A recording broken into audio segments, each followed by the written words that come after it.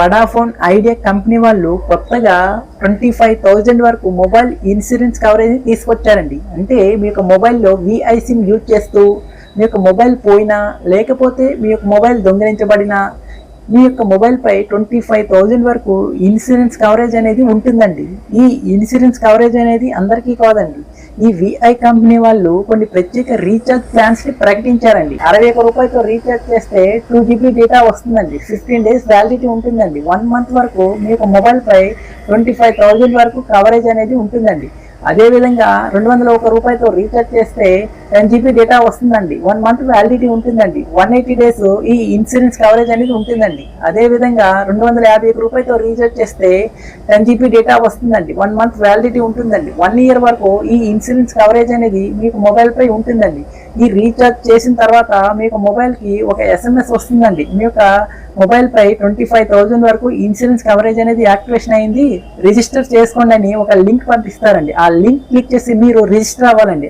అందులో మీ యొక్క mobile brand, మీ యొక్క మొబైల్ మోడల్ నేము, IMEI నెంబరు, మీ యొక్క మొబైల్ నెంబరు, మీ యొక్క ఐడి ప్రూఫ్ ఎంటర్ చేసి సబ్మిట్ నొక్కితే మరొక SMS వస్తుందండి. మీ యొక్క మొబైల్పై 25,000 యొక్క ఇన్సూరెన్స్ కవరేజ్ యొక్క రిజిస్ట్రేషన్ సక్సెస్ఫుల్ అయింది అని వస్తుందండి. వాళ్ళు దాంతో పాటుగా ఒక క్లెయిమ్ లింక్ అనేది పంపిస్తారండి. మీ యొక్క మొబైల్ పోయిన తర్వాత ఆ క్లెయిమ్ లింక్ క్లిక్ చేసి క్లెయిమ్ చేసుకోవచ్చండి.